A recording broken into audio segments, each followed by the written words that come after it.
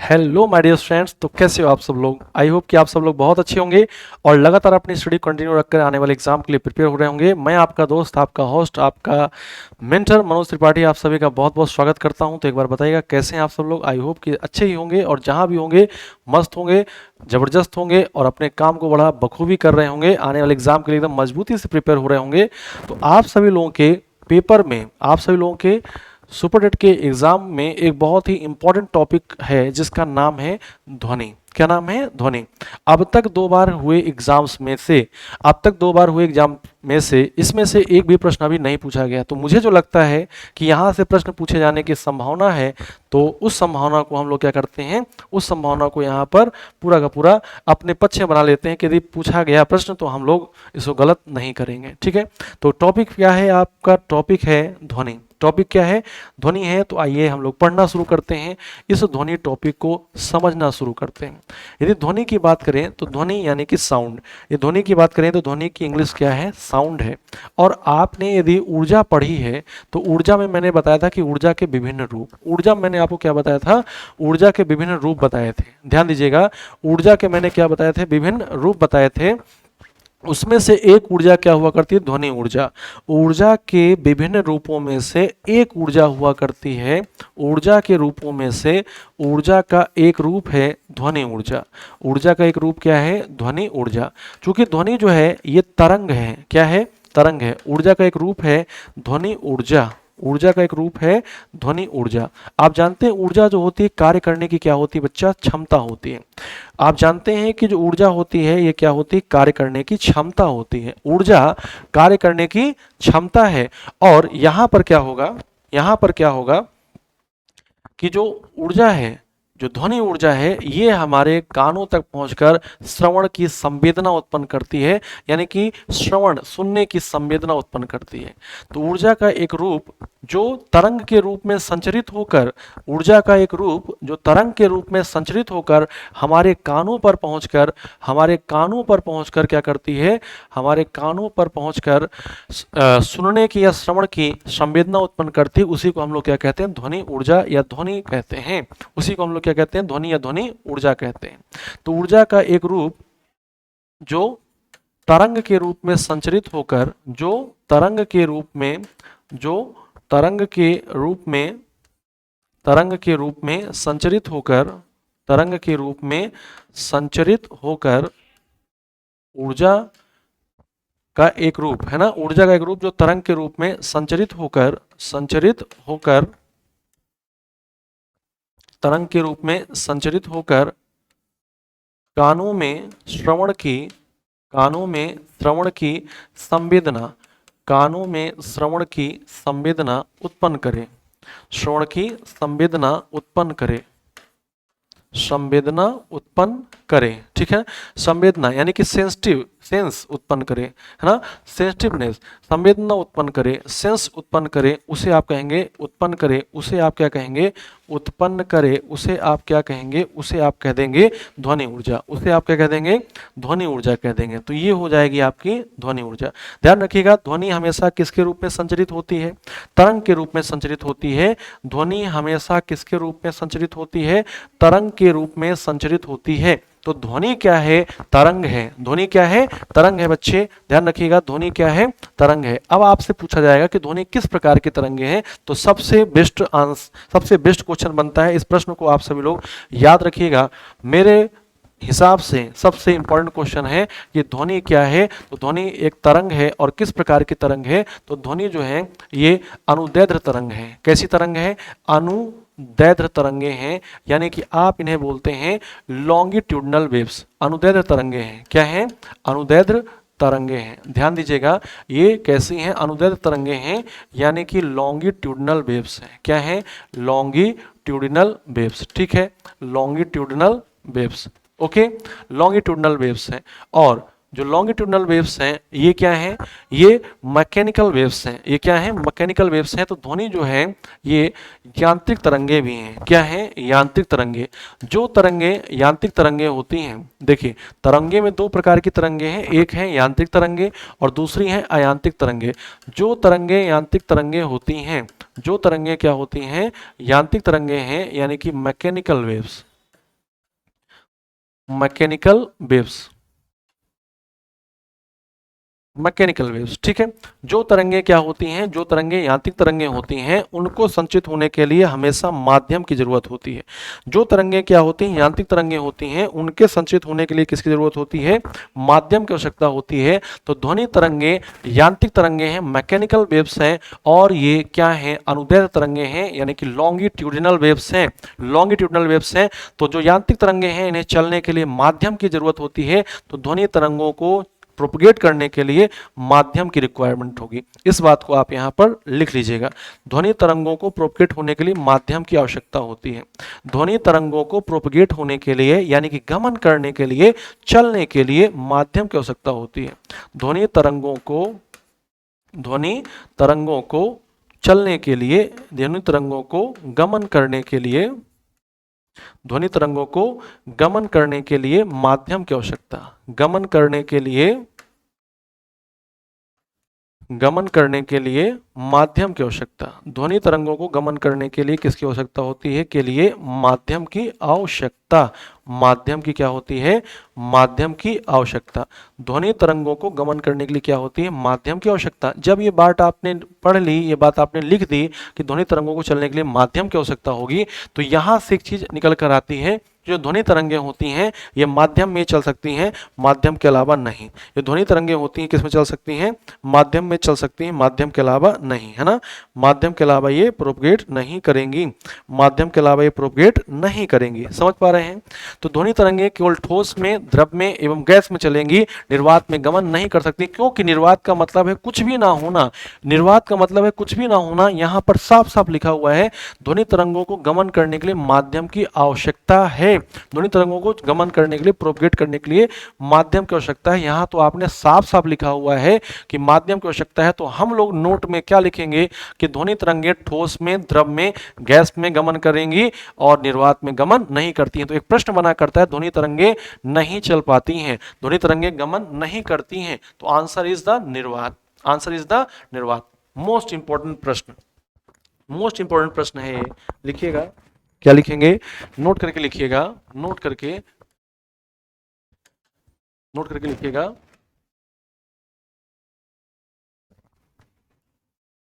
ध्वनि तरंगे, ध्वनि तरंगे, ध्वनि तरंगे, ध्वनि तरंगे ये क्या करेंगी, ध्वनि तरंगे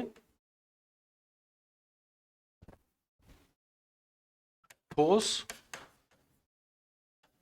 द्रव एवं गैस में गमन करती हैं। ठोस, द्रव एवं गैस में, गैस में गमन करती हैं, गमन करती हैं। एक पॉइंट गमन करती, और दूसरा पॉइंट क्या है, ठोस द्रव गैस में गमन करती हैं। दूसरा पॉइंट क्या है, निर्वात में गमन नहीं कर सकती, निर्वात में गमन नहीं कर सकती। इंपॉर्टेंट कर लीजिएगा, वैक्यूम में ट्रेवल नहीं कर सकती, निर्वात में गमन नहीं कर सकती, निर्वात में गमन नहीं कर सकती, ठीक है, निर्वात में गमन नहीं कर सकती।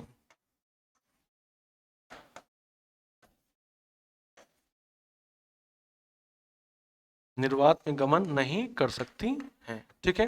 जो ध्वनि तरंगे हैं निर्वात में गमन नहीं कर सकती हैं। ध्वनि तरंगों को चलने के लिए माध्यम की आवश्यकता है, तो ठोस, द्रव एवं गैस में चलेंगी, निर्वात में गमन नहीं कर सकती। ये बात आपने यहाँ से अच्छे से समझ ली है। अब देखिए, जो एक प्रश्न आता है कि ध्वनि तरंगों की चाल किसमें सर्वाधिक होगी। ध्वनि तरंगों की चाल जो है वो सर्वाधिक होती है किसमें, ठोस में, है ना। ध्वनि की चाल सर्वाधिक होती है किसमें, ठोस में होती है। ध्वनि की चाल, ध्वनि की चाल सर्वाधिक किसमें होती है, ठोस में होती है। ठोस में सर्वाधिक, द्रव में उससे कम, और गैस में उससे कम। सबसे कम किस में होती है? गैस में होती है। ध्वनि की चाल सर्वाधिक किस में होती है? सॉलिड में, फिर लिक्विड में, और फिर सबसे कम किस में होगी? गैस में होगी। ध्वनि की चाल सर्वाधिक किस में है? ठोस में, द्रव में और गैस में। किस में सर्वाधिक है? ठोस में है। ठोस में सर्वाधिक है, द्रव में उससे कम है और गैस में सबसे कम है। निर्वात में तो चल ही नहीं पाएगी, निर्वात में तो चल ही नहीं पाएगी। ठीक है, एक ये पॉइंट हो गया। अब इसके बाद बात करते हैं, एक चीज आपको हमेशा ध्यान रखनी है कि जैसे कि मान लीजिए कि सारे के सारे ऑप्शन क्या हो? ठोस ही हो। सारे के सारे ऑप्शन क्या हो? ठोस ही हो। तो जिसका घनत्व जितना ज्यादा होगा, जिसका घनत्व जितना ज्यादा होगा, उतना ही ध्वनि की चाल क्या होगी? अधिक होगी। ये भी समझ लीजिएगा। मान लीजिए कि ठोस में सारे ठोस ही हों, सारे ठोस ही हों, तो आप उनमें से किस ठोस वाले में ध्वनि की चाल सर्वाधिक बताएंगे? जिसमें क्या होगा? जिसमें घनत्व सर्वाधिक होगा, जिसमें घनत्व क्या होगा? ज्यादा होगा। तो याद रखिएगा इस बात को, जिसमें घनत्व ज्यादा होगा, जिसमें घनत्व क्या होगा? ज्यादा होगा, उसमें ध्वनि की चाल क्या होगी? ज्यादा हो जाएगी। ठीक है, उसमें ध्वनि की चाल क्या हो जाएगी? ज्यादा हो जाएगी। एक एक आपको याद करना है, इसको लर्न कर लेना है, इसको आपको लर्न कर लेना है। ये आपको कई जगह पर मिलेगा, ये आपको कई जगह पर मिलेगा। क्या मिलेगा? आपसे कभी भी पूछेगा कि वायु में ध्वनि की गति क्या है, वायु में ध्वनि की गति क्या है, तो आप हमेशा इस पॉइंट को याद रखिएगा। वायु में ध्वनि की चाल या वायु में ध्वनि का वेग, वायु में ध्वनि की चाल, वायु में ध्वनि की जो चाल है, ये हमेशा आप बताएंगे 332 मीटर पर सेकंड। कितनी है ध्वनि की चाल? कितनी है? 332 मीटर पर सेकंड है। 332 मीटर पर सेकंड है। वायु में ध्वनि की चाल कितनी है? 332 मीटर पर सेकंड है। क्लियर है?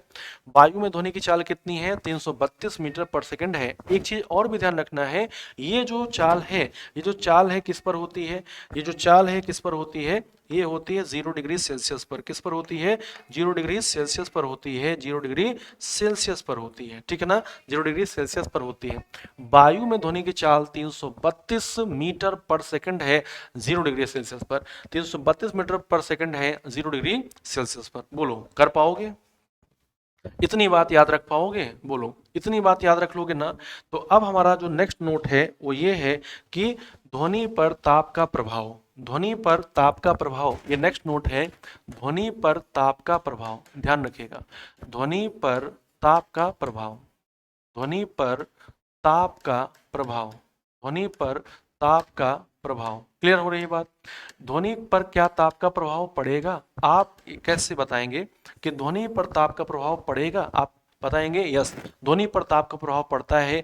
ताप यदि बढ़ा दिया जाएगा, यदि ताप बढ़ जाएगा, ताप को इंक्रीज कर दिया जाएगा, तो ध्वनि की चाल क्या हो जाती है? इंक्रीज हो जाती है। और ध्वनि की चाल कैसे इंक्रीज करेगी? तो वायु के केस में हम लोग इस पर चर्चा करेंगे। पहले आप देख लीजिएगा कि ताप का प्रभाव है, आप कहेंगे यस। ध्वनि पर ताप का प्रभाव है, आप कहेंगे यस है। ध्वनि की चाल पर, ध्वनि पर ताप का प्रभाव या ध्वनि की चाल पर ताप का प्रभाव है कि नहीं है? यस। ठीक है, ध्वनि पर ताप का प्रभाव। जैसे जैसे ताप बढ़ता है वैसे वैसे ध्वनि की चाल भी क्या होती है? बढ़ती है। ध्वनि की चाल क्या होगी? ध्वनि की चाल हमेशा ताप के साथ डायरेक्टली प्रोपोर्शनल होगी। यानी कि आप हमेशा बताएंगे कि ध्वनि की चाल का तापमान के साथ संबंध कैसा है? तापमान का संबंध, ध्वनि की चाल का तापमान के साथ संबंध कैसा है? ये है, डायरेक्टली प्रोपोर्शनल है। क्या है? डायरेक्टली प्रोपोर्शनल है। क्लियर हो रही है? ध्वनि की चाल ताप के साथ कैसे संबंध में है? ध्वनि की चाल जो है ताप के साथ डायरेक्टली प्रोपोर्शनल है। यदि ताप बढ़ता है तो ध्वनि की चाल भी क्या होती है? बढ़ती है। Speed of sound increases when temperature increases. ध्वनि की चाल भी बढ़ेगी यदि तापमान बढ़ेगा। फॉर एग्जाम्पल, मतलब इसको एक बहुत ही अच्छी तरीके से याद रखिएगा। यदि वायु का ताप बढ़ाया जाए, यदि वायु का ताप बढ़ाया जाए, ठीक है ना, वायु का ताप बढ़ाया जाए, वायु का ताप 1 डिग्री सेल्सियस क्या किया जाए? इंक्रीज किया जाए। यदि वायु का ताप 1 डिग्री सेल्सियस क्या किया जाए? इंक्रीज किया जाए। यदि वायु का ताप 1 डिग्री सेल्सियस क्या किया जाए? इंक्रीज किया जाए, तो ध्यान रखिएगा ध्वनि की चाल कितनी बढ़ जाएगी? ध्वनि की चाल कितनी बढ़ जाएगी? तो ध्वनि की चाल बढ़ जाएगी 0.061 मीटर पर सेकंड। 0.61 मीटर पर सेकंड, याद रहेगा। 0.61 मीटर पर सेकंड बढ़ जाएगी। वायु का ताप 1 डिग्री सेल्सियस बढ़ा देने पर, वायु का ताप 1 डिग्री सेल्सियस बढ़ा देने पर ध्वनि की चाल कितनी बढ़ जाएगी? 0.61 मीटर पर सेकंड बढ़ जाएगी। वायु का ताप 1 डिग्री सेल्सियस बढ़ा देने पर ध्वनि की चाल क्या हो जाएगी? 0.61 मीटर पर सेकंड से बढ़ जाएगी। क्लियर है। यहाँ पर एक क्वेश्चन आता है, यहाँ पर एक प्रश्न आता है, उस पर हम लोग चर्चा करते हैं। ध्वनि पर ताप का प्रभाव है, यस। क्या है? ध्वनि की चाल बढ़ेगी जब तापमान बढ़ेगा। वायु का ताप 1 डिग्री सेल्सियस बढ़ा देने पर ध्वनि की चाल कितनी बढ़ जाती है? 0.61 मीटर पर सेकंड बढ़ जाती है। 0.61 मीटर पर सेकंड बढ़ जाती है। इस पर बेस्ड एक न्यूमेरिकल जरा कर लीजिएगा। इस पर बेस्ड एक न्यूमेरिकल करिएगा जरा। क्या है न्यूमेरिकल? क्वेश्चन है आपका कि 20 डिग्री सेल्सियस टेम्परेचर पर 20 डिग्री सेल्सियस की वायु में 20 डिग्री सेल्सियस की वायु में ध्वनि की चाल क्या होगी? 20 डिग्री सेल्सियस की वायु में, है ना, वायु में ध्वनि की चाल क्या होगी?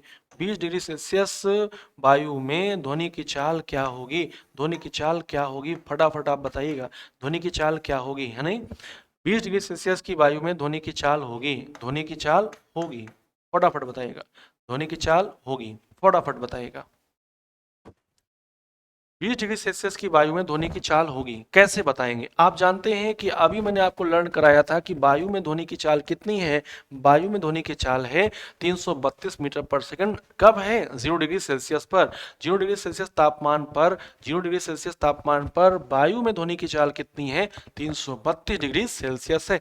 आपसे 20 पर पूछा है, इस पर पूछा है, 20 पर पूछा है। हमको पता है कि 0 डिग्री सेल्सियस पर कितनी है, 0 डिग्री सेल्सियस टेम्परेचर पर वायु में ध्वनि की चाल कितनी है, स्पीड ऑफ साउंड कितनी है, ध्वनि की चाल कितनी है। तो आपने बताया कितना? 332 मीटर पर सेकंड। कितना बताया? 332 मीटर पर सेकंड बताया। ध्वनि की चाल कितनी है? ध्वनि की चाल है 332 मीटर पर सेकंड। ध्वनि की चाल क्या है? 332 मीटर पर सेकंड है। क्लियर है? 332 मीटर पर सेकंड है। 0 डिग्री सेल्सियस पर ध्वनि की चाल कितना है? 332 मीटर पर सेकंड है। जब 332 मीटर पर सेकंड है तो आप जैसे 1 डिग्री सेल्सियस करेंगे, जैसे तापमान 1 डिग्री सेल्सियस बढ़ाएंगे वैसे ध्वनि की चाल में कितना चेंज होगा? ध्वनि की चाल कितनी इंक्रीज करेगी? 0.61 मीटर पर सेकंड से क्या होती है? 0.61 मीटर पर सेकंड से इंक्रीज हो जाती है, बढ़ जाती है। अब यानी कि यदि हम लोग 1 डिग्री सेल्सियस पर ध्वनि की चाल देखेंगे तो 332.61 मिलेगी, 332.61 मिलेगी। अच्छा, 2 डिग्री सेल्सियस करते हैं तो कितनी होगी? 332 प्लस 2 इंटू 0.61 मीटर पर सेकंड, है ना। तो आप प्रत्येक डिग्री सेल्सियस टेम्परेचर बढ़ने पर ध्वनि की चाल में कितनी वृद्धि देखते हैं? 0.61 मीटर पर सेकंड देखते हैं। यहां से आप देखिएगा कितना बढ़ा है, 20 बढ़ा है ना। 20 डिग्री सेल्सियस बढ़ाने पर 20 डिग्री सेल्सियस तापमान बढ़ाने पर 20 डिग्री सेल्सियस तापमान वृद्धि करने पर 20 डिग्री सेल्सियस तापमान वृद्धि करने पर तापमान वृद्धि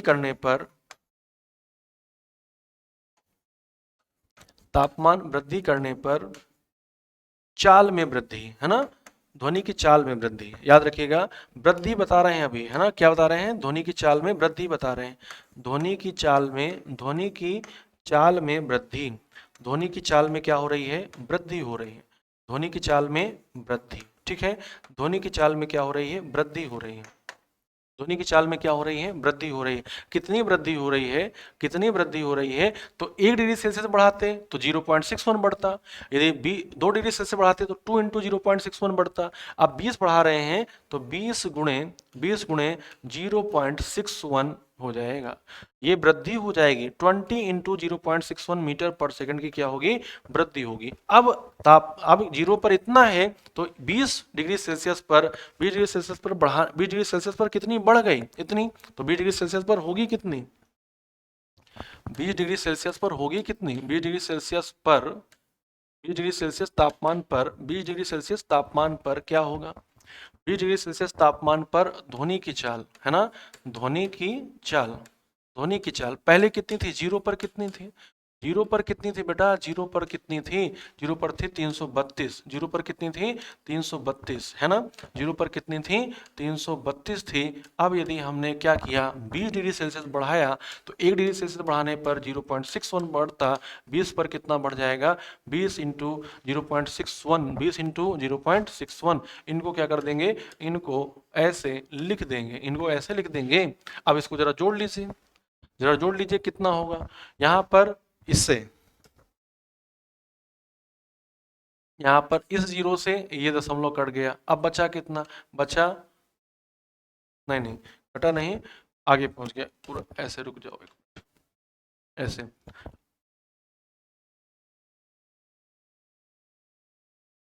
ये दशमलव कितने के बाद लगा है, दशमलव कितने के बाद लगा है, 2 के बाद लगा, लेकिन जीरो के होने पर 1 के बाद लगेगा, यानी कि 12.2 हो जाएगा। आगे क्या होगा, 332 होगा, 332 होगा, जोड़ लीजिए, दोनों को जोड़ लीजिए, मीटर पर सेकंड में आ जाएगा आंसर। यहाँ पर कितना हो जाएगा, 302 4 है ना, 344 मीटर पर सेकंड, 344 मीटर पर सेकंड, 344.2 मीटर पर सेकंड। क्लियर हो जाएगा। ऐसा प्रश्न आपसे कभी कभी पूछ लेता है, ऐसे प्रश्न पूछने की कभी कभी संभावना होती है, ठीक है ना, ऐसा प्रश्न कभी कभी आपसे पूछ लेता है। बोलो कर लोगे, बोलो बच्चे, क्या इतनी बात कर लोगे, इतना आप प्रश्न कर लोगे, ऐसा प्रश्न आएगा तो आप लोगों की नजरों से बच तो नहीं पाएगा, बिल्कुल नहीं बचना चाहिए, ऐसा प्रश्न आप लोगों के नजरों से बिल्कुल नहीं बचना चाहिए। नेक्स्ट देखिएगा, नोट नंबर नेक्स्ट देखिएगा, नोट नंबर नेक्स्ट। अभी हमने किसका देखा प्रभाव, अभी हम लोगों ने देखा तापमान का प्रभाव, अभी हम लोगों ने किसका प्रभाव देखा, तापमान का प्रभाव। तापमान क्या करता है, ध्वनि की चाल पर प्रभाव डालता है, तापमान ध्वनि की चाल पर प्रभाव डालता है, ध्वनि की चाल बढ़ेगी यदि तापमान बढ़ेगा, ध्वनि की चाल घटेगी यदि तापमान क्या होगा, घटेगा। अब है दाब का प्रभाव, ध्वनि पर दाब का प्रभाव, या ध्वनि की चाल पर दाब का प्रभाव, ध्वनि की चाल पर,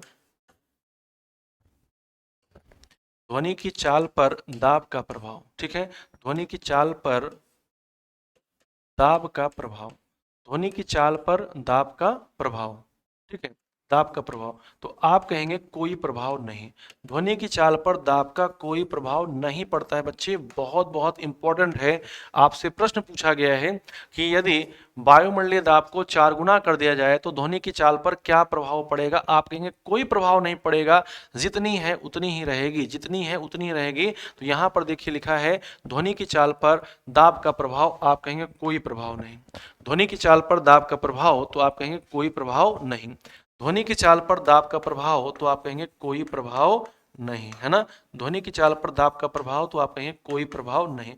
यानी कि यदि दाब को आप बढ़ाते हैं, दाब को घटाते हैं, तो ध्वनि की चाल क्या रहेगी, अपरिवर्तित रहेगी, यानी कि दाब के बढ़ने और घटने से ध्वनि की चाल पर कोई प्रभाव नहीं पड़ेगा।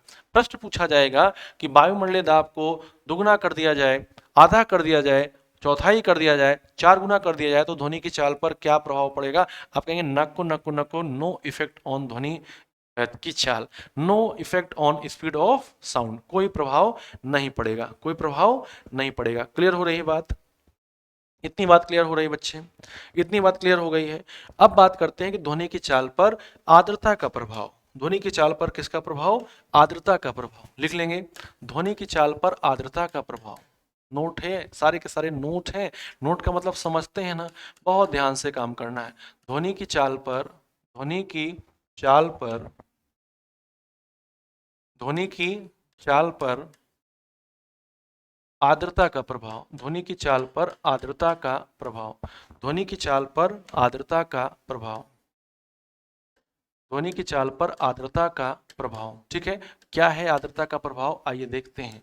ध्वनि की चाल पर क्या आर्द्रता का प्रभाव पड़ता है, पहला तो प्रश्न यही है, ध्वनि की चाल पर क्या आर्द्रता का प्रभाव पड़ता है, आप कहेंगे यस, ध्वनि की चाल पर आर्द्रता का प्रभाव भी पड़ता है, ध्वनि की चाल पर क्या होता है, आर्द्रता का प्रभाव भी पड़ता है। कैसा प्रभाव पड़ता है, कुछ सोच के बता सकते हैं क्या आप, जरा देखिए क्या सोचकर बता सकते हैं, फटाफट बताइएगा। ध्वनि की चाल पर आर्द्रता का क्या प्रभाव पड़ता है, ध्वनि की चाल पर आर्द्रता का क्या प्रभाव पड़ता है, फटाफट बताइएगा, ध्वनि की चाल पर आर्द्रता का क्या प्रभाव पड़ेगा। तो पहली बात तो मैं आपको इतना बता दूं कि हाँ प्रभाव पड़ता है, यदि मैं आपसे बात करूं इस पे तो हाँ मैं कहूंगा कि हाँ प्रभाव पड़ता है। हाँ क्या होता है, प्रभाव पड़ता है, यस ना, हाँ प्रभाव पड़ेगा। तो पहली बात तो है हाँ प्रभाव पड़ता है, ठीक है। कैसा प्रभाव पड़ेगा अब बताइए। ध्वनि की चाल पर आर्द्रता का प्रभाव, आप कहेंगे यस प्रभाव पड़ता है, आप कहेंगे यस प्रभाव डालती है। कैसा प्रभाव डालती है, ये बिल्कुल साफ साफ प्रभाव डालती है कि यानी कि ध्वनि की चाल जो है वो क्या हो जाएगी, बढ़ जाती है यदि आर्द्रता बढ़ गई है, ध्वनि की चाल क्या होगी, बढ़ जाएगी यदि आर्द्रता क्या होती है, बढ़ती है, ठीक है।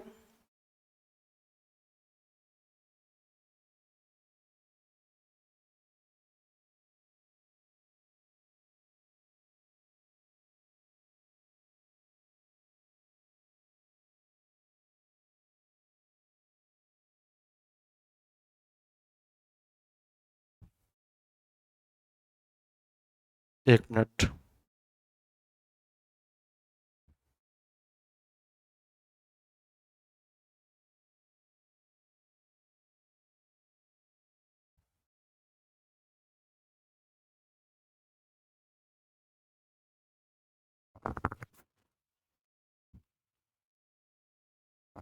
ध्वनि की चाल पर आर्द्रता का प्रभाव क्या करेंगे? यस, बढ़ जाती है। कैसे? ध्वनि की चाल का और आर्द्रता का क्या संबंध है? ध्वनि की चाल जो और आर्द्रता है ना, ये क्या है? एक दूसरे के प्रोपोर्शनल हैं। ध्वनि की चाल और आर्द्रता का संबंध क्या है? एक दूसरे के प्रोपोर्शनल हैं, यानी कि दोनों क्या होंगे? दोनों एक दूसरे के साथ डायरेक्टली प्रोपोर्शनल है। एक दूसरे के साथ कैसा संबंध रखेंगे? अनुक्रमानुपाती संबंध रखेंगे। यदि आर्द्रता बढ़ेगी, ध्वनि की चाल भी बढ़ जाती है। कारण है यही कि बरसात के दिनों में जो सीटी की आवाज़ होती है दूर तक सुनाई देती है। बरसात के दिनों में सीटी की जो आवाज़ होती है क्या होती है? दूर तक सुनाई देती है, क्योंकि आर्द्रता है। क्योंकि क्या है? आर्द्रता है। ये हो जाता है ध्वनि की चाल पर प्रभाव का, है ना। ये क्या हो जाता है? ध्वनि की चाल पर प्रभाव हो जाता है। अब एक बहुत ही इंपॉर्टेंट एक फैक्ट आप लोगों को ध्यान रखना है। एक बात होती है मैक नंबर। आपसे पूछता है मैक नंबर क्या है, मैक संख्या क्या है? मैक संख्या, यहाँ पर आपसे मैं पूछूं कि मैक संख्या क्या है, तो मैक संख्या है जहाजों की गति का मापने का पैमाना। गति मापने का, जो जहाज होते हैं, एरोप्लेन होते हैं, वायुयान होते हैं, वायुयान एयरक्राफ्ट जो होते हैं, ठीक है, एरोप्लेन जो होते हैं, उनकी चाल को हम लोग मैक संख्या से नापते हैं। किससे नापते हैं? मैक संख्या से नापते हैं। मैक संख्या से। मैक संख्या क्या है? तो आप कहेंगे वायुयान, वायुयान, वायुयानों, वायुयानों की चाल का मात्रक। ठीक है। कैसे निकाला जाता है मैक संख्या? मैक संख्या कैसे निकाला जाता है? यदि कोई कहे कि कोई वायुयान मैक संख्या 2 से गति कर रहा है, मैक संख्या 3 से गति कर रहा है, तो देख लीजिए कि मैक संख्या क्या निकलेगी। मैक संख्या बराबर, मैक संख्या बराबर क्या होगा?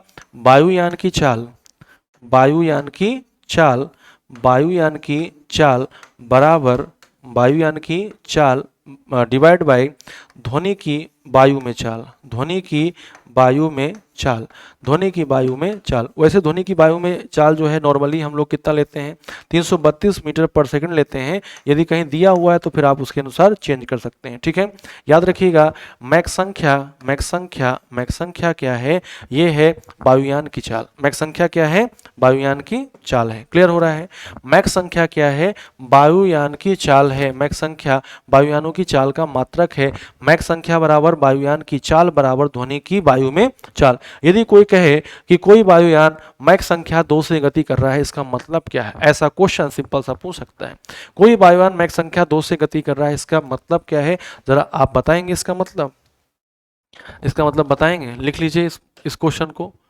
किसी किसी वायुयान की चाल, किसी वायुयान की चाल, किसी वायुयान की चाल, वायुयान की चाल, कोई वायुयान, ऐसे कोई वायुयान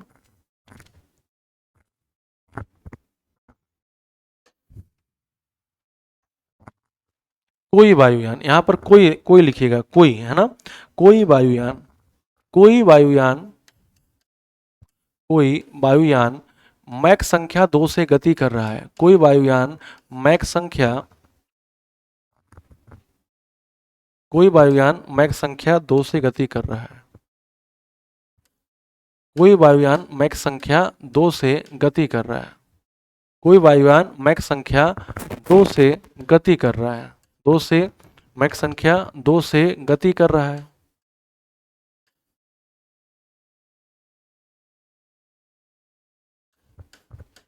गति कर रहा है तो वायुयान की चाल होगी। तो वायुयान की चाल है, ठीक है ना। तो वायुयान की चाल है, बताइएगा। तो वायुयान की चाल है, तो वायुयान की चाल है, फटाफट बताइएगा। तो वायुयान की चाल है, बहुत आसानी से बता दोगे क्योंकि आपको मैक संख्या का मीनिंग पता है। आपको मैक संख्या का मीनिंग पता है। मैक संख्या का मीनिंग क्या है? मैक संख्या का मीनिंग क्या है? फटाफट बताइएगा। मैक संख्या का मीनिंग क्या है? जल्दी से आप बताइएगा कि मैक संख्या का मीनिंग क्या है। कोई वायुयान मैक संख्या 2 से गति कर रहा है तो वायुयान की, तो वायुयान की चाल है। तो वायुयान की क्या चाल है? फटाफट बताइएगा। मैक संख्या का मतलब होता है, वायुयान की चाल डिवाइड बाई मैक संख्या का मतलब होता है वायुयान की चाल की डिवाइड बाई ध्वनि में वायु की चाल।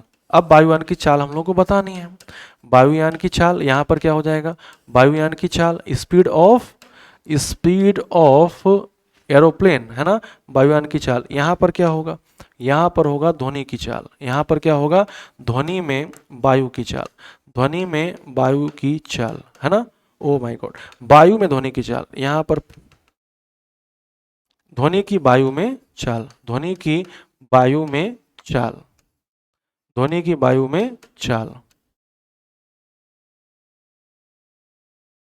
ध्वनि की वायु में चाल। अब आप यहाँ पर बताइए, यहाँ पर आप बताइए कि जो दो है इसका मल्टीप्लाई हो जाएगा, क्रॉस मल्टीप्लाई तो क्या हो जाएगा, वायुयान की चाल आ जाएगी। लिख लो वायुयान की चाल बराबर वायुयान की चाल स्पीड ऑफ एरोप्लेन, वायुयान की चाल बराबर क्या होगा, वायुयान की चाल बराबर क्या होगा, दो गुणे ध्वनि में या ध्वनि की वायु में चाल, ध्वनि की वायु में चाल, ध्वनि की वायु में चाल, ध्वनि की वायु में चाल। ठीक है, ध्वनि की वायु में चाल क्या हो जाएगा, ध्वनि की वायु में चाल बराबर दो गुणे ध्वनि की वायु में चाल कितनी है, 332, 332। तो यहाँ पर क्या हो जाएगा, यहाँ पर हो जाएगा 664, क्या हो जाएगा 664 मीटर पर सेकंड, 664 मीटर पर सेकंड है ना, 664 मीटर पर सेकंड। कर लोगे, देख लो जरा ध्यान से। इस प्रश्न को आप लोगों के द्वारा गलत नहीं होना चाहिए। आपको इतना बड़ा लिखा हुआ दिख रहा है, लेकिन यदि आपने कॉन्सेप्ट समझ लिया है तो आप आंखों से देखकर लगा सकते हैं। आपको इसमें करने में कोई भी समस्या, कोई परेशानी नहीं होगी, ये मैं आप सभी लोगों से कह रहा हूँ। कोई भी दिक्कत समस्या बिल्कुल नहीं होगी। ठीक है, तो वायुयान की जो चाल है, वायुयान की जो चाल है ये दो गुणे या फिर कह सकते हैं मैक संख्या, मैक संख्या इंटू ध्वनि की वायु में चाल। ये जो 332 हम लोग याद किए हैं, बार बार आप इसका यूज कर रहे हैं, बार बार आप इसका क्या कर रहे हैं, यूटिलाइजेशन कर रहे हैं। देख लीजिए कि यहाँ पर आप समझ गए हैं, इतनी बात आप समझ गए हैं, इतनी बात आपने अच्छे से समझ ली है। तो देखिए अब बात करते हैं हम लोग कि जो ध्वनि तरंगे हैं ये आवृत्ति परिसर के आधार पर कैसी होती हैं। यदि हम लोग ध्वनि तरंगों को बांटना चाहें तो इनको बांटेंगे हम लोग किसके आधार पर, आवृत्ति परिसर के आधार पर। देखिएगा आवृत्ति परिसर, आवृत्ति परिसर का मतलब है जो फ्रीक्वेंसी है वो एक रेंज से दूसरे रेंज तक कितनी होगी उसके आधार पर है ना। एक एक एक तरंग जो है वो कितनी आवृत्ति से कितनी आवृत्ति तक होगी तो उसे क्या कहेंगे, एक तरंग जो है वो इतनी आवृत्ति से इतनी आवृत्ति तक होगी तो उसे क्या कहेंगे, इसके आधार पर। यानी कि आवृत्ति परिसर, परिसर का मतलब होता है रेंज है ना, आवृत्ति परिसर के आधार पर, आवृत्ति परिसर के आधार पर, आवृत्ति परिसर के आधार पर, आवृत्ति परिसर के आधार पर ध्वनि तरंगे, आवृत्ति परिसर के आधार पर ध्वनि तरंगे।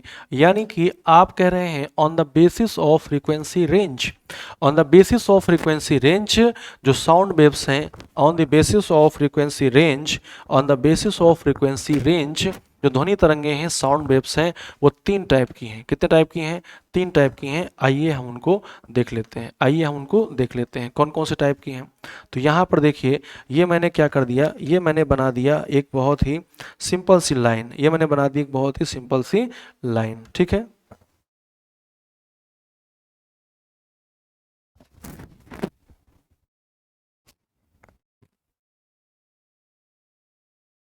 ये बना दी सिंपल सी लाइन। अब इस लाइन पर क्या दिखा रहे हैं, इस लाइन पर हम लोग दिखा रहे हैं फ्रीक्वेंसी, इस लाइन पर हम लोग क्या दिखा रहे हैं, फ्रीक्वेंसी दिखा रहे हैं। आइए फ्रीक्वेंसी दिखा ली जाए। यहाँ पर हमने लिखा क्या, यहाँ पर हमने लिखा 20 हर्ट्ज। आप जानते हैं फ्रीक्वेंसी का मात्रक क्या होता है, आप जानते हैं कि आवृत्ति का मात्रक क्या होता है, आवृत्ति का मात्रक होता है हर्ट्ज। यहाँ पर मैं लिख रहा हूँ आवृत्ति के मात्रक को आप क्या बोलेंगे, आवृत्ति के मात्रक को आप बोलते हैं हर्ट्ज। क्या बोलते हैं, हर्ट्ज बोलते हैं। सिंबल क्या देते हैं, एच जेड। आवृत्ति का मात्रक जो है उसका सिंबल क्या होता है, हर्ट्ज।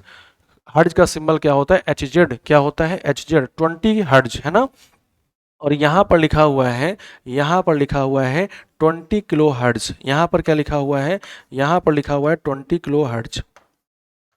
यहाँ पर क्या लिखा हुआ है 20 किलो हर्ज लिखा हुआ है, यहाँ पर क्या लिखा हुआ है 20 किलो हर्ज, यहाँ पर 20 हर्ज लिखा है, यहाँ पर क्या लिखा है 20 किलो हर्ज, क्या लिखा है 20 किलो हर्ज। तो देखिए वो ध्वनि तरंग वो ध्वनि तरंग जिसकी आवृत्ति क्या होगा 20 हर्ट्ज से लेकर 20 किलो हर्ट्ज होगी, उसको आप क्या कहेंगे, उसको आप बोलते हैं क्या, उसको आप बोलते हैं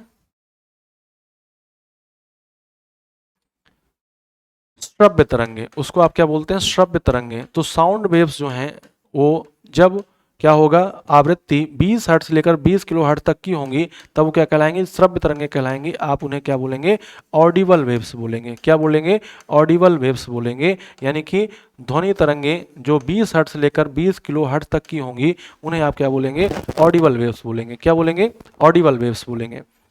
अब जब इधर आएंगे तो जो फ्रीक्वेंसी है ये क्या हो जाएगी, ये 20 हर्ट्ज से कम हो जाएगी। इधर आएंगे तो क्या हो जाएगा जो फ्रीक्वेंसी है वो 20 हर्ट्ज से क्या हो जाएगी 20 हर्ट्ज से कम हो जाएगी, 20 हर्ट्ज से क्या होगी कम हो जाएगी। तो ये जो वाला भाग है यहाँ पर आप क्या देख रहे हैं कि जो फ्रीक्वेंसी है वो 20 हर्ट्ज से क्या है कम है। एफ से डिनोट कर रहे हैं आप इसको, किसे डिनोट कर रहे हैं एफ से डिनोट कर रहे हैं। तो एफ लेस देन 20 हर्ट्ज का मतलब है आवृत्ति 20 हर्ट्ज से कम होना। तो ये क्या कहलाएगा, ये कहलाएगा अश्रव्य ध्वनि तरंगे, क्या कहलाएगा अश्रव्य तरंगे कहलाएगा, अश्रव्य तरंगे कहलाएगा, ठीक है ना। अश्रव्य तरंगे जिसको आप क्या बोलेंगे, जिसको आप बोलेंगे इंफ्रासोनिक, क्या बोलेंगे इंफ्रासोनिक बोलेंगे, इंफ्रासोनिक साउंड है ना, इंफ्रासोनिक वेव्स, अश्रव्य तरंगे या अश्रव्य ध्वनि तरंगे इंफ्रासोनिक वेव्स बोलेंगे, क्या बोलेंगे इंफ्रासोनिक वेव्स बोलेंगे, क्लियर है। और इधर जब आएंगे तो इधर आवृत्ति क्या होगा 20 किलो हर्ट्ज से ज़्यादा होगा। 20 किलो हर्ट्ज का किलो लग जाने का मतलब क्या होता है, जब भी कहीं पर किलो लगा हुआ मिलेगा इसका मतलब होता है 1K का मतलब क्या होता है 10 की पावर 3 टाइम्स मोर, है ना, 10 की पावर 3 टाइम्स बोलने का मतलब 1000 से बड़ा हो जाएगा। तो 20 किलो हर्ट्ज का मतलब है 20,000 हर्ट्ज, 20 किलो हर्ट्ज का मतलब क्या है 20,000 हर्ट्ज, है ना। तो जब आवृत्ति 20,000 हर्ट्ज से क्या हो जाएगी, जब आवृत्ति 20,000 हर्ट्ज से ज़्यादा हो जाएगी तो ऐसी ध्वनि तरंगों को हम लोग क्या बोलते हैं पराश्रव्य तरंगे, क्या बोलते हैं पराश्रव्य तरंगे बोलते हैं, पराश्रव्य तरंगे जिनको आप क्या बोलेंगे अल्ट्रासोनिक वेव्स, क्या बोलेंगे अल्ट्रासोनिक वेव्स, है ना, अल्ट्रासोनिक वेव्स बोलेंगे, क्या बोलेंगे अल्ट्रासोनिक वेव्स बोलेंगे, ठीक है, क्या बोलेंगे अल्ट्रासोनिक वेव्स बोलेंगे। बोलो क्लियर हो रहा है कि नहीं बच्चे, क्या बोलेंगे अल्ट्रासोनिक वेव्स बोलेंगे, पराश्रव्य तरंगे बोलेंगे। तो यहाँ पर आवृत्ति परिसर के आधार पर हमेशा एक प्रश्न बड़े से बड़े एग्जाम में पूछा गया है, आवृत्ति परिसर के आधार पर हमेशा बड़े से बड़े एग्जाम में प्रश्न पूछा गया है कि यदि 20 हर्ट्ज से 20 किलो हर्ट्ज तक के बीच में है, यदि आवृत्ति 20 हर्ट्ज से लेकर 20 किलो हर्ट्ज तक के बीच में है तो क्या होगा श्रव्य तरंगे, यदि आवृत्ति 20 हर्ट्ज से कम हो जाएगी तो अश्रव्य तरंगे या अपश्रव्य तरंगे, और 20 किलो हर्ट्ज से ज़्यादा हो जाएगी तो क्या हो जाएगा पराश्रव्य तरंगे हो जाएंगी, क्या हो जाएंगी पराश्रव्य तरंगे हो जाएंगी। एक बार आप अच्छे से इसको देख लीजिए, एक बार आप इसको अच्छे से स्पष्ट रूप से देख लीजिए, दिख गया है,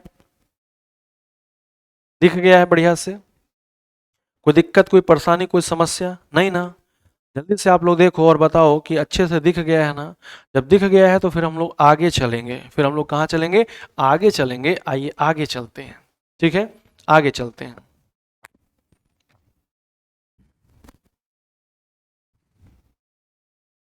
आपसे पूछेगा इनमें से किन ध्वनि तरंगों को मानव कान सुन पाते हैं, तो आप ध्यान रखिएगा जिन ध्वनि तरंगों की आवृत्ति, जिन ध्वनि तरंगों की आवृत्ति को आप कैसे दिखाते हैं एफ से दिखाते हैं, और एफ को आप ऐसे दिखा रहे हैं। देखिए इसका मतलब क्या हुआ है, मैं आपको स्पष्ट रूप से बता देता हूं, इसका मतलब हुआ है कि जो ध्वनि तरंग है उसकी आवृत्ति 20 हर्ट्ज से कम या बराबर है। यहाँ पर इसका मतलब देख लीजिएगा, इसका मतलब है कि जो ध्वनि तरंग है या तरंगे हैं वो 20 हर्ट्ज से ज़्यादा 20 हर्ट्ज से क्या है कम या बराबर है। और यहाँ पर एक और सिंबल बनाया, यहाँ पर और सिंबल बनाया, इसका मतलब क्या है कि जो ध्वनि तरंगे हैं उनका जो आवृत्ति है वो 20 किलो हर्ट्ज से कम या बराबर है। 20 किलोहर्ट्ज से कम या फिर क्या है, बराबर है। इसको आपने क्या कहा, इसको आपने कहा कि ये क्या है, ये श्रव्य तरंगे हैं। ये क्या है, ये हैं श्रव्य तरंगे। श्रव्य तरंगों का मतलब है ऑडिबल वेव्स। श्रव्य तरंगों का मतलब क्या है, श्रव्य तरंगों का मतलब है, श्रव्य तरंगे का मतलब है ऑडिबल वेव्स। और इन्हें क्या करते हैं, इन्हें मानव कान सुन पाते हैं, मानव कान सुन पाते हैं। तो मानव कितने आवृत्ति के ध्वनि तरंगों को सुन सकता है, इतने को, है ना। मानव कान क्या करते हैं, सुन पाते हैं। मानव कान सुन पाते हैं, ध्यान दीजिएगा, मानव कान क्या करते हैं, सुन पाते हैं। मानव कान क्या करते हैं, सुन पाते हैं। क्लियर हो रही है बात, क्लियर हो रही है बात, बोलो बच्चे, इतनी बात क्लियर हो रही है, टेल मी। तो मानव कान किनको सुन पाएंगे, मानव कान सुन पाएंगे 20 हर्ट्ज से लेकर, 20 हर्ट्ज से लेकर, है ना, 20 हर्ट्ज से बड़ा नहीं, 20 हर्ट्ज से लेकर, यानी कि 20 हर्ट्ज को भी इंक्लूड करना है। 20 हर्ट्ज से लेकर 20,000 हर्ट्ज तक, है ना, जो ध्वनि तरंगे होंगी उनको श्रव्य तरंगे कहेंगे, ऑडिबल वेव्स कहेंगे, मानव कान सुन पाते हैं। मानव कान में किसी ध्वनि तरंग के लिए जो संवेदना रहती है, मानव कान में जो किसी ध्वनि तरंग के लिए संवेदना रहती है, वो रहती है 1/10 सेकेंड तक, यानी कि 0.1 सेकेंड तक। 10 सेकेंड तक यानी कि 0.1 सेकेंड तक रहती है। क्लियर हो रही है बात, क्लियर कर लीजिएगा बात एक बार ध्यान से। मानव कानों में, मानव कानों में, मानव कानों में कोई, मानव कानों में कोई, मानव कानों में कोई ध्वनि, मानव कानों में कोई ध्वनि की संवेदना, कोई ध्वनि की संवेदना, संवेदना, कोई ध्वनि की संवेदना 1/10 सेकेंड तक बनी रहती है। 1/10 सेकेंड का मतलब है 0.1 सेकेंड, 0.1 सेकेंड, है ना, 0.1 सेकेंड। मानव कानों में कोई ध्वनि की संवेदना 1/10 सेकेंड यानी कि 0.1 सेकेंड तक बनी रहती है ना, 0.1 सेकेंड तक बनी रहती है।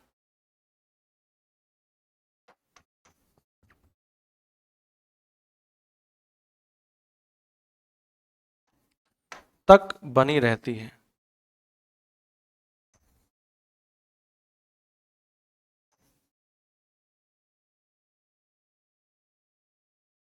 बनी रहती है, एक बात हो गई है, अच्छे से इसको समझ लीजिएगा। ये प्रश्न भी पूछा गया है, पूछा जाता है आप लोगों के एग्जाम में, ये प्रश्न के पूछने की संभावना बनी है, ठीक है। आप यहाँ पर नेक्स्ट देखिएगा, नेक्स्ट। अब ये ध्वनि तरंगों की आवृत्ति क्या हो जाए, ये ध्वनि तरंगों की आवृत्ति 20 हर्ट्ज से क्या हो जाए, 20 हर्ट्ज से कम हो जाए। ये क्या लिख के बता रहा है, 20 हर्ट्ज से कम बता रहा है, 20 हर्ट्ज से क्या बता रहा है, कम बता रहा है। तो ऐसी ध्वनि तरंगों को हम लोग क्या कहते हैं, ऐसी ध्वनि तरंगों को हम लोग कहते हैं इंफ्रासोनिक। का मतलब है अश्रव्य तरंगे। क्या कहेंगे, अश्रव्य मतलब सुन नहीं पाएंगे, सुनने वाली से कम, औ का मतलब कम, अश्रव्य तरंगे यानी कि इंफ्रासोनिक। क्या कहेंगे, इंफ्रासोनिक, ठीक है। ये क्या है, इंफ्रासोनिक है। जो अश्रव्य तरंगे हैं ये कब उत्पन्न होती हैं, जब कोई बहुत बड़ा क्या होता है, बहुत बड़ी प्राकृतिक घटना होती है। जब कोई बहुत बड़ी प्राकृतिक घटना होती है तो उस समय उत्पन्न तरंगे क्या कहलाती हैं, अश्रव्य तरंगे कहलाएंगी। किस प्रकार की तरंगे उत्पन्न होंगी, अश्रव्य तरंगे उत्पन्न होंगी। किस प्रकार की तरंगे उत्पन्न होंगी, अश्रव्य तरंगे उत्पन्न होंगी, अश्रव्य तरंगे उत्पन्न होंगी, ठीक है ना।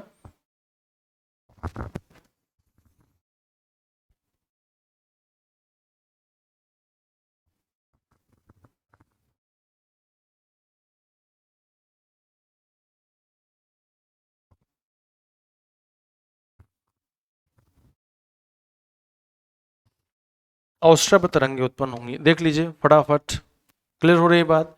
ये जो अश्रव्य तरंगे हैं, ये जो अश्रव्य तरंगे हैं, इनकी बारे में एक सबसे इंपॉर्टेंट बात कि जैसे क्या होगा, ज्वालामुखी विस्फोट, ज्वालामुखी विस्फोट, ठीक है, ज्वालामुखी विस्फोट, फिर सुनामी, ज्वालामुखी विस्फोट, सुनामी, भूकंप, सुनामी, भूकंप, भूकंप, भूस्खलन, भूस्खलन आदि के दौरान, आदि के दौरान उत्पन्न तरंगे, आदि के दौरान उत्पन्न तरंगे, दौरान उत्पन्न तरंगे, ठीक है। उत्पन्न तरंगे। क्लियर है? उत्पन्न तरंगे क्या कहलाएंगी? ये कहलाएंगी इंफ्रासोनिक यानी कि अवश्रव्य तरंगे कहलाएंगी। और जो इंफ्रासोनिक है वो कम आवृत्ति वाली है ना, कम आवृत्ति वाली है, तो इनको बड़े जानवर सुन पाएंगे। इनको कौन सुन पाएगा? इनको बड़े जानवरों की तरह सुना जाएगा। बड़े जानवर सुन पाते हैं, बड़े जानवर, है ना, बड़े जानवर, बड़े जानवर जैसे, बड़े जानवर जैसे, बड़े जानवर जैसे, ध्यान रखिएगा, बड़े जानवर जैसे हाथी, गैंडा, ठीक है, व्हेल, हाथी, गैंडा, व्हेल, हाथी, गैंडा, व्हेल आदि सुन पाते हैं, आदि सुन पाते हैं। तो आप देखते हैं बहुत से ऐसे आदिवासी होते हैं जो इन पर बहुत ही अच्छी पकड़ बनाते हैं या अच्छी पकड़ बनाए होते हैं।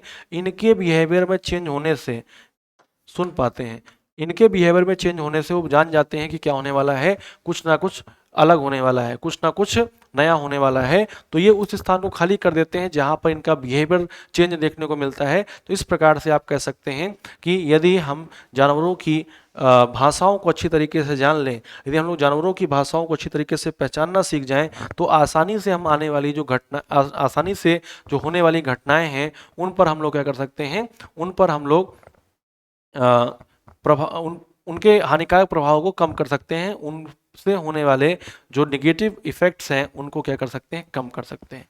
तो ये हो गया अवश्रव्य तरंगे, ये क्या हो गया, अवश्रव्य तरंगे। इसके बाद फिर आता है क्या, इसके बाद आता है ऐसी ध्वनि तरंगे जिनकी आवृत्ति क्या होगी, ऐसी ध्वनि तरंगे जिनकी आवृत्ति क्या होगी, 20,000 हर्ट्ज से ज़्यादा होगी, या फिर आप बोलेंगे 20 किलो हर्ट्ज से क्या होगी, ज़्यादा होगी। 20 किलो हर्ट्ज से ज़्यादा वाली ध्वनि तरंगे क्या कहलाएंगी, ये कहलाएंगी पराश्रव्य। ये क्या कहलाएंगी, पराश्रव्य कहलाएंगी, पराश्रव्य तरंगे, पराश्रव्य तरंगे, पराश्रव्य तरंगे, ठीक है। पराश्रव्य तरंगे जो हैं ये क्या हैं, ये हैं आपकी अल्ट्रासोनिक वेव्स। और पराश्रव्य तरंगे जो हैं ये कौन सुन पाएगा, इनको कौन सुन पाता है, इनको छोटे जानवर सुन पाते हैं, इनको छोटे जानवर सुन पाएंगे। जैसे छोटे जानवर जैसे, सबसे छोटे जानवरों में नाम है किसका, चूहा, कुत्ता, बिल्ली, है ना। छोटे जानवर, छोटे जानवर, छोटे जानवर जैसे चमगादड़, छोटे जानवर जैसे चमगादड़, जैसे चमगादड़, है ना, बैट, चमगादड़, कुत्ता, चमगादड़, कुत्ता, बिल्ली, चमगादड़, कुत्ता, बिल्ली, डॉल्फिन आदि सुन पाते हैं,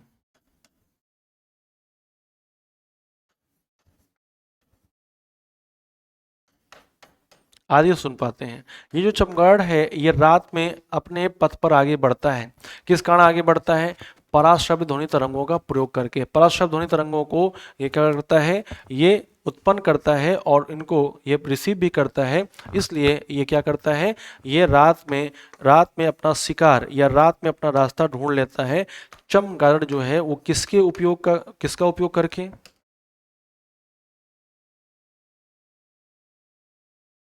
चमगादड़ जो है वो किसका उपयोग करके, चमगादड़ जो है ये उपयोग करेगा किसका, चमगादड़ जो है ये किसका उपयोग करेगा, चमगादड़ पराश्रव्य तरंगों का उपयोग करके, चमगादड़ पराश्रव्य तरंगों का उपयोग करके, पराश्रव्य तरंगों का उपयोग करके, पराश्रव्य तरंगों का उपयोग करके, तरंगों का उपयोग करके,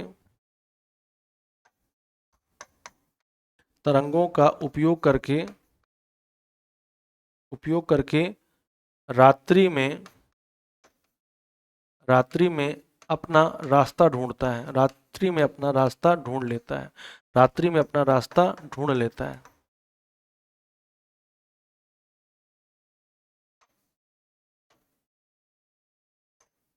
रास्ता ढूंढ लेता है।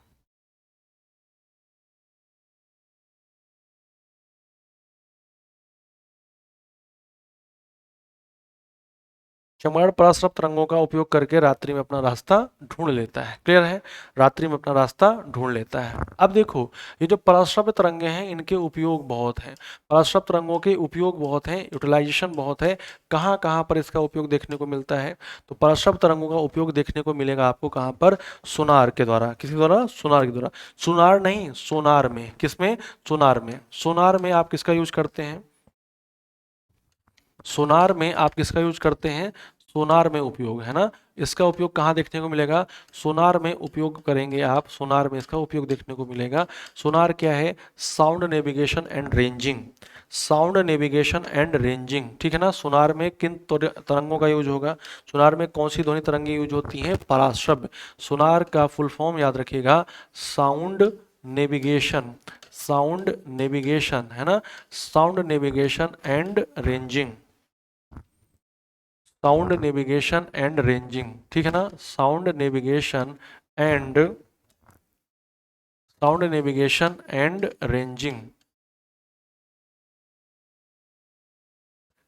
नेविगेशन एंड रेंजिंग, ठीक है।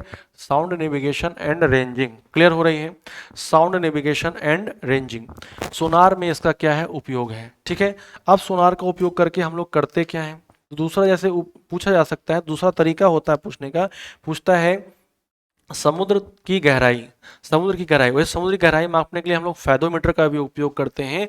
समुद्र की गहराई मापने के लिए हम लोग फैदोमीटर का उपयोग करते हैं। समुद्र की गहराई मापने का यंत्र फैदोमीटर है और मात्रा क्या है? फैदम है। तो समुद्र की गहराई मापने के लिए आप किन तरंगों का उपयोग करते हैं? पराश्रय तरंगों का, ठीक है। समुद्र की गहराई मापने के लिए आप किन तरंगों का उपयोग करते हैं? पराश्रय तरंगों का उपयोग करेंगे। पराश्रय तरंगों का क्या करते हैं? उपयोग करते हैं, ठीक है।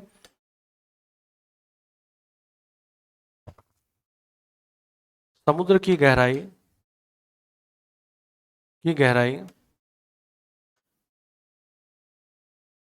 डूबी हुई, समुद्र की गहराई डूबी हुई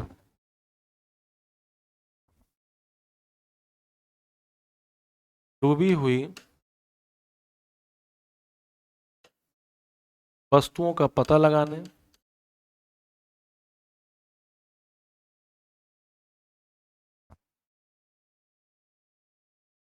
डूबी हुई वस्तुओं का पता लगाने, डूबी हुई वस्तुओं का पता लगाने, समुद्री गहराई डूबी हुई वस्तुओं का पता लगाने एवं सबमरीन। सबमरीन को आप क्या बोलते हैं? सबमरीन को आप बोलते हैं, सबमरीन को आप बोलते हैं पनडुब्बी। क्या बोलते हैं? पनडुब्बी। पनडुब्बी का, पनडुब्बी की सही स्थिति पता करने में, सही स्थिति जानने में, पता करने में आप क्या करेंगे? उपयोग करेंगे। पता करने में उपयोग, ठीक है। फिर अल्ट्रासाउंड होता है, आप इसको तो भूल ही नहीं सकते हैं। अल्ट्रासाउंड, इसको तो आप भूल ही नहीं सकते हैं। अल्ट्रासाउंड में किसका उपयोग करेंगे? अल्ट्रासाउंड में इसी का उपयोग करते हैं। अल्ट्रासाउंड, अल्ट्रासाउंड में उपयोग है ना। अल्ट्रासाउंड में उपयोग, अल्ट्रासाउंड में उपयोग, ठीक है। अल्ट्रासाउंड में इसका क्या होगा? उपयोग होगा, ठीक है। अल्ट्रासाउंड में उपयोग होगा। फिर जैसे किडनी की पथरी होती है, किडनी की पथरी, उसमें किडनी की पथरी है ना, किडनी की पथरी को खत्म करने में, किडनी की पथरी,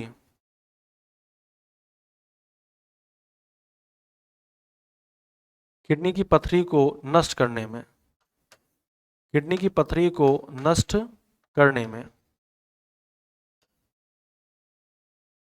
किडनी की पथरी को नष्ट करने में, ठीक है। किडनी की पथरी को नष्ट करने में और क्या होगा? और देखिएगा, जो कीमती सामान होते हैं, कीमती कपड़े होते हैं, कीमती सामान, कीमती कपड़ों की धुलाई में या कीमती कपड़ों की सफाई में, कीमती कपड़ों की सफाई में, कपड़ों की सफाई में, कीमती कपड़ों की सफाई में इसका उपयोग होगा।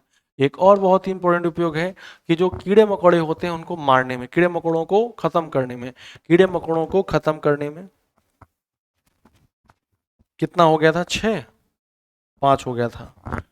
कीड़े मकोड़ों को खत्म करने में, कीड़े मकोड़ों को नष्ट करने में, कीड़े मकोड़ों को, कीड़े मकोड़ों को नष्ट करने में, कीड़े मकोड़ों को नष्ट करने में, कीड़े मकोड़ों को नष्ट करने में, कीड़े मकोड़ों को नष्ट करने में, ठीक है। और लास्ट में क्या है, लास्ट में है जो घड़ी हैं और जो वायुयान के पार्ट्स हैं, छोटे छोटे पार्ट्स हैं, बहुत छोटे छोटे पार्ट्स हैं, उनको क्या करना है, उनको साफ करना है, उनसे धूल हटाना है। तो आप किसका उपयोग करेंगे, तो भी आप इसी का उपयोग करेंगे। तो हम लिखेंगे घड़ी एवं वायुयान के पुर्जों, घड़ी एवं वायुयान वायुयान के पुर्जों से, वायुयान के पुर्जों से धूल हटाने में, पुर्जों से धूल हटाने में, वायुयानों के, घड़ी एवं वायुयानों के पुर्जों से धूल हटाने में हम इसका क्या करते हैं, धूल हटाने में उपयोग करते हैं, धूल हटाने में उपयोग, ठीक है ना। धूल हटाने में क्या करते हैं, उपयोग करते हैं। इस तरीके से ये क्या हो जाती है, अल्ट्रासोनिक साउंड्स के उपयोग हो जाते हैं। ये सबसे ज़्यादा पूछे जाने वाले प्रश्न हैं, ये सबसे ज़्यादा पूछे जाने वाले प्रश्नों में से एक है। बोलो, कर लेंगे। तो ये हो जाता है हमारा, ये हो जाता है हमारा क्या, ये हो जाता है हमारा ध्वनि संबंधित कुछ महत्वपूर्ण चीजें, है ना। ये क्या हो जाती हैं, ध्वनि संबंधित कुछ महत्वपूर्ण चीजें हो जाती हैं।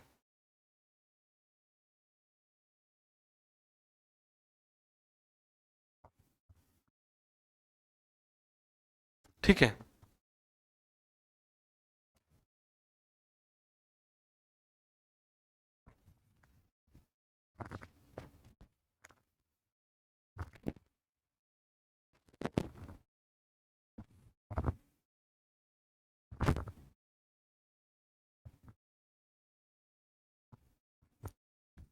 आई होप कि आपको ये सारी चीज़ें अच्छे से याद रहेंगी। क्यों, क्योंकि अभी आपके पेपर में यहाँ से प्रश्न नहीं पूछे गए हैं, तो पूछे जाने की संभावना है, ठीक है।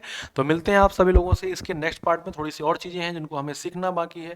ध्वनि का पार्ट 2 जल्द ही हम लोग देखते हैं। तब तक के लिए आप सभी लोगों का बहुत बहुत धन्यवाद, थैंक यू सो मच। और आप सब लोग अच्छे से नोट्स बना के यही समझिएगा कि आपकी क्लास चल रही है, जिससे कि आपके पेपर में प्रश्न आने वाले हैं। इससे आगे कुछ नहीं होगा, इससे आगे कुछ नहीं बचा है, ठीक है। Thank you so much. जय हिंद, जय भारत। आप सभी लोगों का बहुत बहुत धन्यवाद। ऐसे ही हंसते रहिए, मुस्कुराते रहिए। Thank you so much.